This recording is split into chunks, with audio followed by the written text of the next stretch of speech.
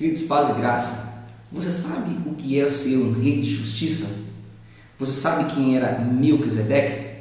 É sobre esse tema que nós vamos falar hoje, na lição do número 3, que fala sobre Melquisedeque, o rei de justiça. Antes eu queria iniciar mandando um grande abraço aos amigos que curtem a nossa página, que sempre compartilham conosco esse momento de sabedoria, que sempre nos ajuda a divulgar a EBD no Brasil e fora do Brasil. Você tem compartilhado a nossa página, compartilhado momentos de felicidades conosco. Eu quero te agradecer e quero iniciar mandando um grande abraço a Ademilson Moraes, a Josué Silva, a Luiz Antônio, ao Claudemir Rodrigues, a Elber Santana, a Meire Neves, ao Esdras Galvão, ao pastor Eduardo Munhoz de Cascavel, na Assembleia de Deus Vida Nova. É só um segundinho, já estou voltando.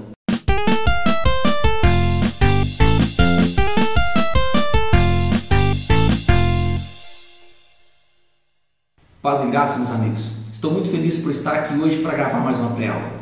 Hoje nós vamos falar da pré-aula de número 3, que traz como título Melquisedeque, o Rei de Justiça. Tem muita coisa boa para se falar nessa aula, muita coisa boa para se debater, de onde vem, para onde foi, quem era. É sobre isso que nós vamos falar. Eu quero, como sempre, agradecer as pessoas que têm nos ajudado, divulgado a EBP, a Escola Bíblica de Professores em Foco, aqui da ADTO, Assembleia de Deus Ministério de Teoflotone. Estamos em um ano progressivo, um ano de muitas conquistas, e Deus tem abençoado a EBP, tem abençoado a Assembleia de Deus aqui de Teoflotone, e eu sei que tem abençoado muitas pessoas aí fora do Brasil, dentro do Brasil, como se fala no termo de Escola Bíblica Dominical. Estamos felizes porque nós estamos vendo um crescimento muito grande da Escola Bíblica nos últimos dias, e você é parte desse crescimento, você faz parte dessa escola que é a maior escola do Brasil. Então eu queria que você prestasse atenção nessa aula. Nós vamos falar sobre justiça, e essa lição é uma lição muito boa que fala sobre o caráter do cristão. Quem escreve essa lição, o comentarista desse segundo trimestre, é o pastor Rinaldo Renovato, um grande homem de Deus, um homem de muita sabedoria. Hoje nós vamos falar sobre Melquisedeque, e a leitura bíblica em classe está em Gênesis 14, do versículo 18 ao 19. Também em Hebreus, que é a confirmação do Novo Testamento, capítulo 7, do versículo 1 ao 7, também o 17. Leia esses versículos para você entender. Mande no WhatsApp, mande pequenos trechos da lição para os seus alunos, divulgue as pré-aulas, divulgue um pouco do seu conhecimento através das ferramentas que nós temos, que é a mídia, que é através do Facebook, do Twitter. Ajude a compartilhar, querido, parte do que você sabe, parte do que você retém. Não fique só para você, divulgue aos seus amigos que querem conhecer um pouquinho de Bíblia. Tem muitas pessoas que estão perecendo nesse mundo, e você deve levar a palavra da verdade. Então nós vamos falar da lição número 3, e hoje eu queria que você prestasse atenção, pegasse sua caneca com água, pegasse caneta, pegasse a sua Bíblia e também a sua revista em PDF aqui, para você acompanhar tudo que nós falamos.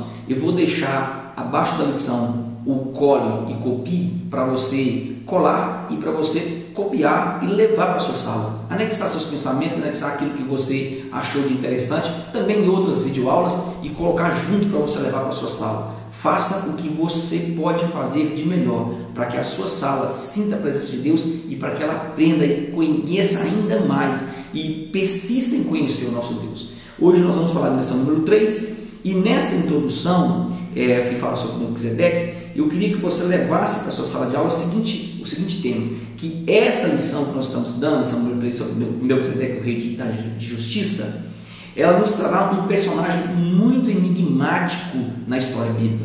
Quase não se tem muita coisa sobre Melquisedeque, então pouca coisa se sabe sobre Melquisedeque, mas o que nós temos e as suas ações aqui nessa lição, elas são suficientes para entendermos o porquê que o pai Abraão, o tão conhecido dos judeus, Abraão, ele oferece dízimas a Melquisedeque. É sobre isso que nós queremos falar. Nós vamos ver o porquê Abraão tratou tão bem diante daquela situação, diante daquele acontecimento, e o porquê surge no Novo Testamento, especificamente aqui em Hebreus, um relato ainda mais profundo sobre a sua história. E esse surgimento no Novo Testamento é exatamente a confirmação de tudo que nós temos, de tudo que realmente aconteceu no Antigo Testamento. É um marco de um fato verdadeiro que aconteceu no Antigo Testamento. Tudo que nós temos no Antigo Testamento é confirmado no Novo Testamento. E essa história de Melquisedeque não poderia ficar de fora. Então, essa introdução você vai iniciar falando sobre a confirmação em Hebreus daquilo que aconteceu em Gênesis, aquilo que Deus permitiu que Abraão fizesse, também é falado no Novo Testamento para que haja uma veracidade do fato, para que haja uma veracidade do acontecimento. Nessa introdução você vai falar exatamente isso. Já o tópico de número 1 vai falar assim: quem era Melquisedeque? Nesse tópico eu queria que você entendesse que a opinião mais comum é que Melquisedeque, no original, aqui significa rei de justiça ou meu rei é justo, a tradução do nome Melquisedeque. Ele era um príncipe cananeu, é o que nós estudamos e o que nós temos para falar nessa aula. Ele era um príncipe cananeu. Ele reinava onde? Ele reinava em Salém. E ele mantinha ali, querido, uma verdadeira religião. Essa verdadeira religião que nós podemos asseverar que era servir a Adonai, ele mantinha ainda naquele tempo, ainda diante daquela dificuldade. Mas se assim for, quando nós paramos para fazer uma análise bem rápida, por que seu nome ocorre apenas em Gênesis e apenas na história de Abraão? Se assim for, por que Abraão, que deveria ter altares próprios e não assistir aos altares de seu vizinho Melquisedeque, que era maior do que ele? Parece inexplicável a situação. Abraão deveria ter os seus próprios altares e não ia ao altar de Melquisedeque. Essas situações parecem inexplicável. Alguns teólogos aqui, alguns teólogos cristãos, eu vou rotular para você entender, eles acreditam que Melquisedeque teria sido uma aparição do Messias antes de seu nascimento carnal, humano. Alguns teólogos afirmam isso aqui. Outros teólogos, no entanto, acreditam que Melquisedeque teria sido apenas uma tipologia. O que é tipologia? Aquele que vem antes, antítipo e tipo. Nós temos aqui uma tipologia de Cristo, tratando-se, pois, de um acontecimento ou de um ensinamento que se relaciona com as realizações de Yeshua. O que nós precisamos entender e deixar claro nesse tópico é que o seu nome para os judeus e para que nós tenhamos uma noção significa rei de justiça, ou meu rei é justo, significando que ele trazia consigo a justiça divina, trazia consigo parte de um atributo do próprio Deus. Isso deve ficar claro nessa lição. E nós vamos continuar falando para que você entenda no caminhar da lição quem realmente era Melquisedeque. O tópico de número 2 da nossa revista, ele vai falar o seguinte: onde ele aparece na Bíblia. Aí fala assim, Melquisedeque aparece na história bíblica que Abraão retornou de uma jornada arriscada. Querido, ele aparece justamente aonde? No livro de Gênesis, no capítulo 14, quando Abraão voltava da peleja contra o rei Codorlaomer. Ele estava lutando contra Codorlaomer, que é de Elão, e mais alguns reis que estavam junto com Codorlaomer nessa peleja. Esses reis seguiam esse reinado para pelejar, e o que nós chamamos de união de reinos, naquela época era muito comum, eles se uniam para lutar contra determinada nação, para conquistar determinada terra. Então, Codorlaomer, que de Elão, ele tinha diversos outros reis que o seguiam nessa guerra, que estavam com ele nessa peleja. Esse foi aqui o primeiro registro que nós temos de guerra na Bíblia. É um marco esse acontecimento. Abraão ele se envolve nesse acontecimento justamente por amar o seu sobrinho Ló. E por isso que ele teve que guerrear para tirar Ló da escravidão que ele viria a sofrer com Codorlaomer. Ló estava sendo levado, mas por quê? Por causa da desobediência, por querer andar por vista e não por fé. E isso deve ser explicado nessa lição. O fato de Abraão ter lutado não é porque Abraão queria lutar, é porque envolvia aqui os seus parentes. Entra aqui também o fato de Abraão ter entregado dízimas a Melquisedeque como um sinal de respeito, como um sinal de reconhecimento. E nós vamos entender nos próximos tópicos o porquê Abraão fez isso. Só explique isso nesse tópico e nós vamos continuar. No tópico número 3 aqui você vai entender. No tópico número 3 ele fala o seguinte: ele vai falar características de Melquisedeque. E você vai falar o seguinte nesse tópico, que é de extrema importância. Olha que interessante. Melquisedeque, ele tinha algumas qualidades que vai nos chamar a atenção nessa lição. Ele tinha algumas qualidades que nos chamam a atenção e vai nos provar verdadeiramente a vida que ele tinha em servidão a Adonai, em estar anexo ao Deus que nós servimos, em estar anexo em pensamento e também em atitudes. Então, a primeira atitude que ele tinha, que eu queria que você anotasse aí, ele reconhece a vitória de Abrão com apenas 318 homens. Isso realmente era algo que somente Deus poderia fazer. E Melquisedeque reconhece isso. Apesar que, entenda, Melquisedeque tinha diversos homens ali em subordinação ao seu império, ao seu reinado. Mas ele reconhece que Abraão, com apenas 318 homens, prosperou e que isso era um sinal do próprio Deus. Segundo, ele era rei de paz. Por quê? Porque Salém significa, na linguagem árabe, perfeito, sadio. Logo, ele tinha uma perfeição e ele tinha o que nós chamamos de reinado debaixo da tutela de Adonai, sendo exclusivo. Aqui nós podemos entender que ele estava unido e trazia consigo um reinado único, onde ele apresentava as características de um homem que servia a Deus em um caráter de paz. Isso é magnífico nessa lição. Terceiro que eu quero que você anote aí, era um sacerdote de Adonai, único. Por quê? Porque ele foi reconhecido por Abrão, aqui vai se tornar Abraão depois, como um sacerdote. Por que você está falando isso, pastor Elias? Querido, quem recebe e quem entrega tem que ter a noção do que ele está fazendo. Ele recebe a bênção.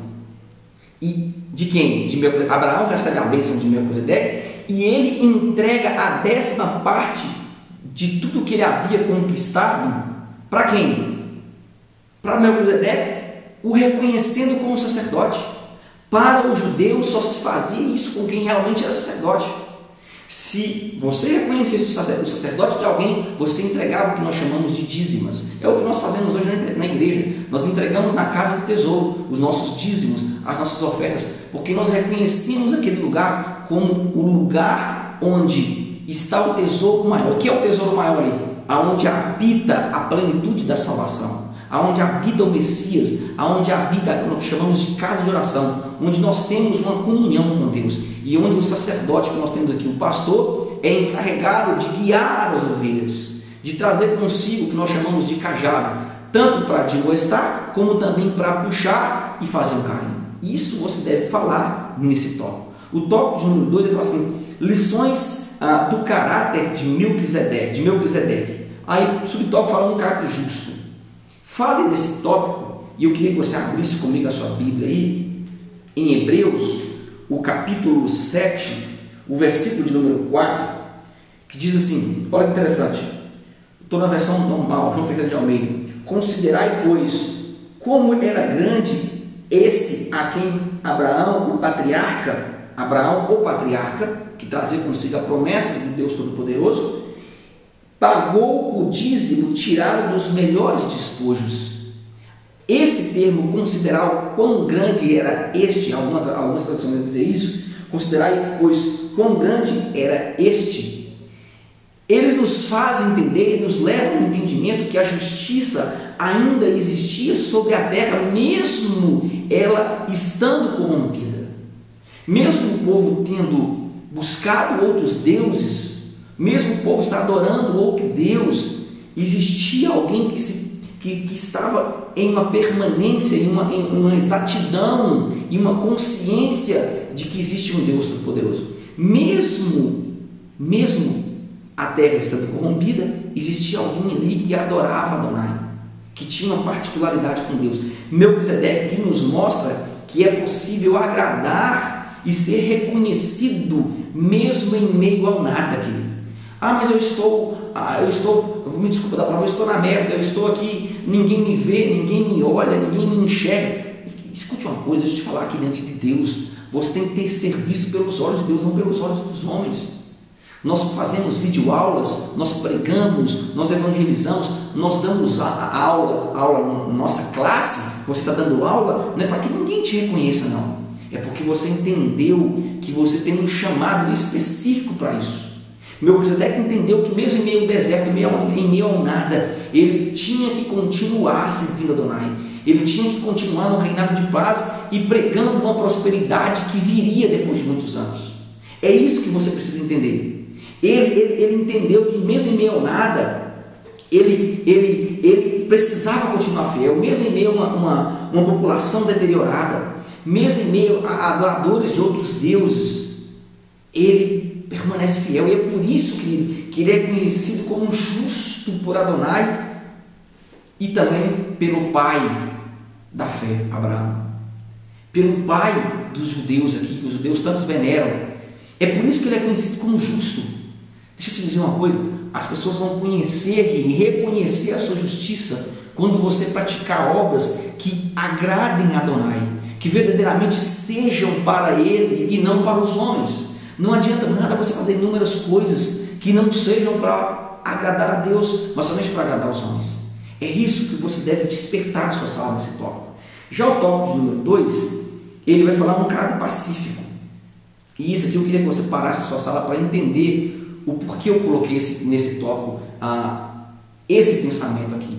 Querido, o caráter pacífico de Melquisedeque nos revela que podemos e devemos ter essa mesma atitude. Qual é a atitude? Ser pacífico, ser brando. Observe que Melquisedeque, ele é reconhecido como justo por Deus. Ele é reconhecido como um homem de paz e por tais atitudes ele recebe dízimas de Abraão no mundo carnal. Pela atitude que ele tinha, ele recebe dízimas do despojo, do melhor despojo, diz a palavra de Deus, de quem? De Abraão. Um homem que tinha uma aliança que não era indiscutível com Deus. Muitas pessoas aqui, elas são dizimistas, elas são fiéis aqui no dízimo, elas são compromissadas com as obras, elas evangelizam, elas pregam, elas cantam, mas ainda continuam passando por problemas aqui, e esse problema eu vou falar porque os dedos são menores, o dedão é maior para você entender, ainda continua com um problema que pode ser resolvido apenas com uma atitude. Qual é a atitude? A atitude de ser justa, a atitude de ser pacífica. Deixa eu te dizer uma coisa aqui bem rápido para você entender. De nada adianta você se envolver na obra, você ser dizimista fiel, você trabalhar arduamente, mas não ter um coração aqui sarado pela palavra, um espírito pacífico com os irmãos. Por que isso, pastor? Por que você está falando isso? Pois a maior justiça aqui, querido, a maior justiça de Deus está em tratar o próximo como a ti mesmo. Está em tratar o próximo como nós queríamos ser tratados. Vamos achar algo sobre isso. Vamos para a Bíblia, então. Quanto a Bíblia não há argumento. Vamos para o Novo Testamento aqui, Marcos, capítulo 12, o versículo de número 30 e 31. 30 e 31 diz assim, olha que interessante. Amarás, pois, o Senhor teu Deus de todo o teu coração, de toda a tua alma, de todo o teu entendimento e de toda a tua força. 31 ele diz, e o segundo é, amarás o teu próximo como a ti mesmo. Não há outro mandamento maior do que este. Não existe. Se você entender qual é esse mandamento em prática, você cumpriu toda a lei, diz a palavra de Deus. É isso que nós devemos ter em mente para os nossos alunos. Já o tópico de número 3 fala, segundo a ordem de Melquisedeque. Como é interessante isso aqui, querido. Eu queria que você entendesse isso aqui. Afirma-se que a perfeição, ela não poderia vir do sacerdótico levítico e da lei. Vou te explicar isso para você entender. Pegue isso aqui para você levar para a sala e divida no quadro. Não poderiam colocar aqueles que se aproximam deles para o gozo perfeito das coisas boas que lhe indicavam. Olha que interessante.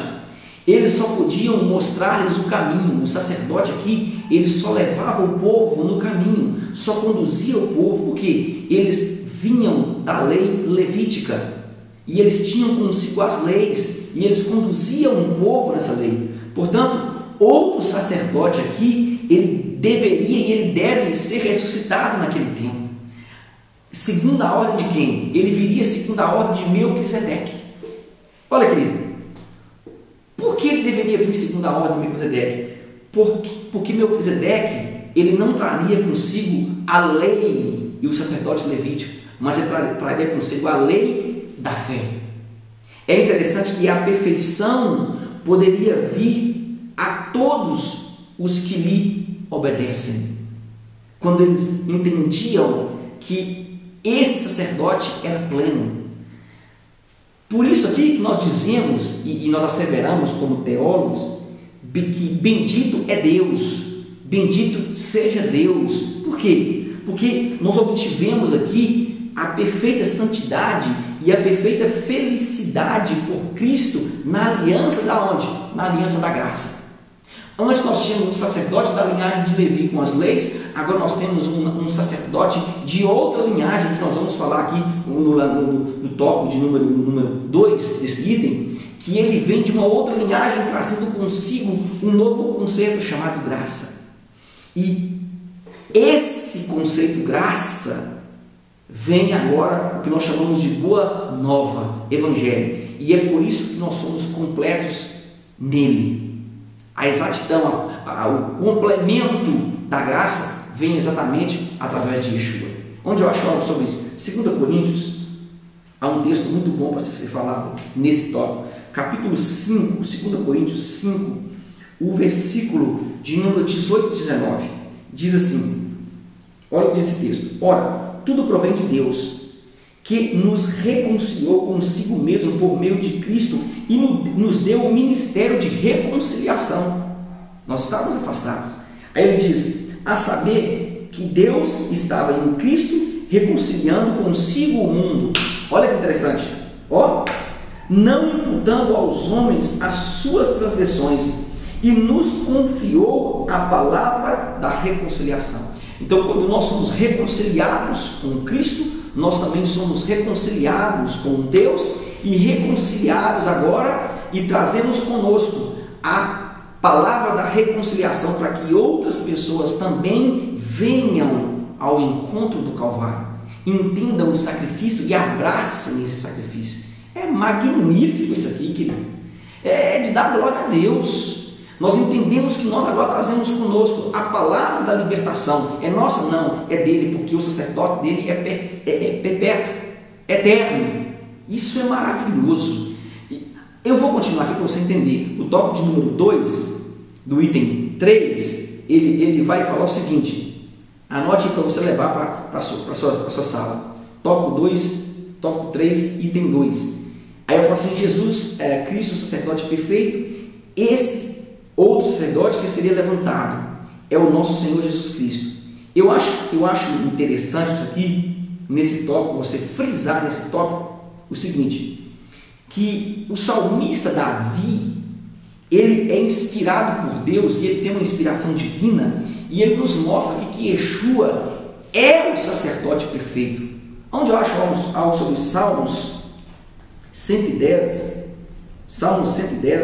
o versículo número 4, ele diz assim, Salmo 110, versículo número 4, o Senhor jurou e não se arrependerá, tu és sacerdote para sempre. Olha, muitos anos antes, Davi fala sobre isso. Esse salmo está nos mostrando mais uma vez que nós já éramos agraciados por Deus muitos anos antes de todo o acontecimento, muitos anos antes da vinda de Yeshua. Querido, afirma-se aqui que o sacerdócio que está sendo mudado lá na época, ele deve necessariamente ser uma mudança de quê? Da lei. O cerimonial é quebrado. Existindo aqui, vai existir aqui para você entender, uma relação tão próxima entre o sacerdócio e a lei. A dispensação, ela não poderia ser a mesma sobre outro sacerdócio. O que traria consigo Levíticos, aqui, no original. Vem aqui agora, há um novo sacerdote. Esse novo sacerdote, ele vem sobre um outro domínio, ele vem sobre uma outra visão. É interessante que um novo sacerdote deve estar sob um novo regulamento. Ele deve ser administrado de outra maneira. Olha que interessante. E por regras próprias de sua natureza e de sua ordem. O cerimonial que existia agora é deixado, é abolido, e nós entramos numa era chamada Era Graça. Há uma mudança aqui, para você entender, na tribo de onde viria o sacerdote e de onde vinha o sacerdote. Antes era da tribo de Levi, eu falei ainda há pouco aqui para você entender, mas agora o nosso grande sumo sacerdote Yeshua saiu da tribo de Judá, da tribo do leão, da tribo dos guerreiros, do qual Moisés não falou nada a respeito do sacerdócio. Querido, essa mudança de família nos mostra uma mudança real da lei do sacerdócio. Aqui quebra por tese todas aquelas pessoas que ainda querem continuar seguindo a lei, aquelas pessoas que querem colocar a lei acima da graça. Por que não dizer aqui um grande beijo para os meus amigos adventistas? Quando troca-se o sacerdócio levítico, tem-se agora um sacerdote da tribo de Judá, e ele traz consigo novas regras, ele traz consigo uma mudança na família, e ele traz consigo agora toda a eternidade do seu sacerdócio. Isso é maravilhoso, querido, maravilhoso, magnífico isso aqui, magnífico. Grande beijo para os amigos adventistas, eu amo eles também. Já no tópico de número 3, ele vai falar assim, a ordem de Melquisedeque. Nesse tópico eu queria que você colocasse que há uma mudança na forma e na ordem de se fazer sacerdotes. Eu acabei de falar sobre isso, eu vou continuar nesse tópico para você entender. Antes, nos sacerdócios levíticos, eles eram feitos aqui segundo a lei e o mandamento carnal. Ok? Tudo bem até aí? Mas o nosso grande sacerdote aqui, ele foi feito segundo o poder de uma vida sem fim. É evidente isso. A antiga lei determinava que o cargo descesse, porque depois da morte do pai, vinha o filho mais velho, e segundo a ordem da geração carnal, ou que nós chamamos aqui de geração natural. Porque nenhum dos sacerdotes aqui, querido, ele tinha a eternidade. Ele trazia consigo somente o que nós chamamos aqui de lei carnal, de pai para filho, de filho ia na sequência neto, bisneto, isso ia do que nós chamamos lei de regressão. É sobre isso que você deve aplicar. E eles tinham um pai e tinham mãe, eles tinham descendência, diferente do que nós temos na lei agora do sacerdote de Melquisedeque. É uma lei bem diferente. Quando nós falamos da linhagem de Melquisedeque, é porque ele não tinha descendência. Ele não trazia consigo nem pai e nem mãe. Já o antigo sacerdote, eles não tinham vida de imortalidade em si mesmos. Eles não traziam consigo imortalidade. É interessante você frisar nesse tópico que eles tinham ambos começo de dias e fim de vida. É o que nós chamamos de mandamento carnal, ou lei de primogenitura. Essa lei era dirigida aqui pela sucessão, como fez a matéria aqui de direito civil. É interessante você frisar aqui, ou direito de herança, que essa lei, ela não traz consigo a constituição sobre Cristo. E é sobre isso que nós vamos bater pesado aqui nesse último tópico aqui. Por que, pastor Elias? Porque essa lei, Cristo não foi constituído sobre essa lei. Cristo é constituído sobre a linhagem de Melquisedeque, sobre a ordem de Melquisedeque, e ele tem agora uma vida sem fim, tem um poder em uma vida sem fim. Isso tem que ser frisado.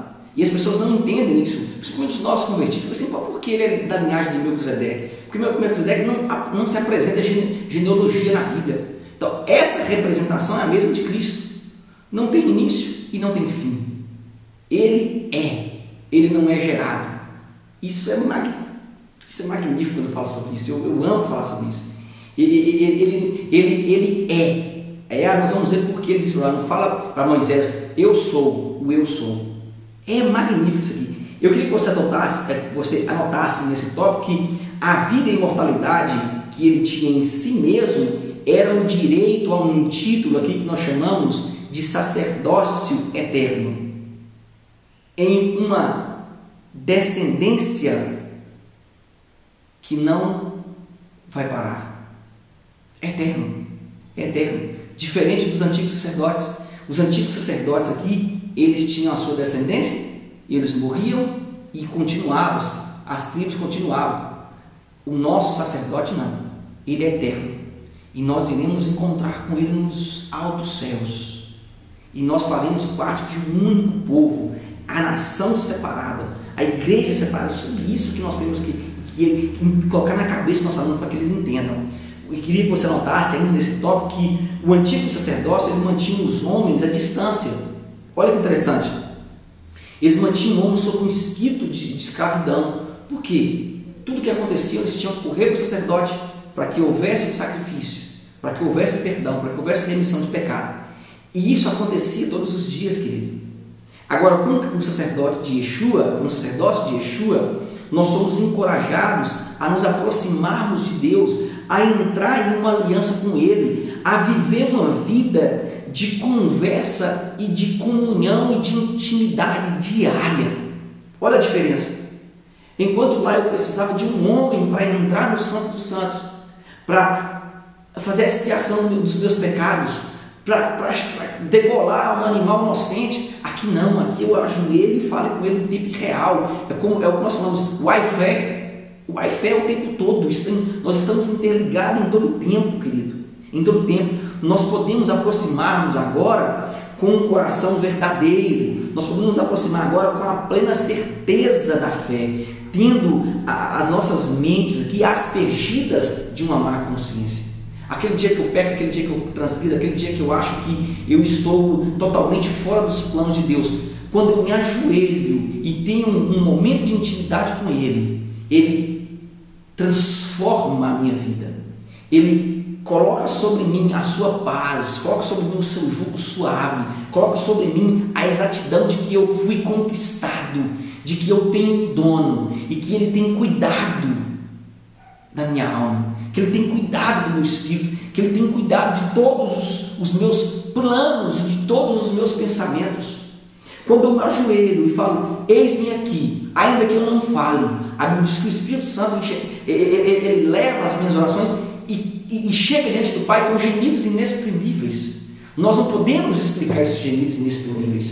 Isso aqui é inexplicável, mas nós podemos conjecturar que Ele coloca diante do Pai o que eu estou sentindo em uma maneira em que o Pai entenda, em que o Pai acolha e em que o Pai agora se aposse dos meus sentimentos e tenha particularidade de pensamento comigo. Agora eu já não sou mais um Zé Ninguém, uma coisa nenhuma, jogado no canto do lado direito ou do lado esquerdo da rua, não. Eu agora tenho alguém que me adotou e que me ama e quer me abraçar todos os dias. Isso só depende de mim. Esse é o momento que nós precisamos entender que o sacerdócio de Cristo eterno traz-me paz, traz-me segurança, traz-me alívio, para que eu agora tenha a convicção de que realmente eu posso ser salvo, não pelos meus méritos, mas porque Ele pagou um alto preço no Calvário. Essa aula é uma aula excelente, essa aula é uma aula de libertação. Eu espero que Deus tenha falado com você assim como falou comigo. Te aguardo na próxima pré-aula e que Deus te abençoe. Yahrim Shalom.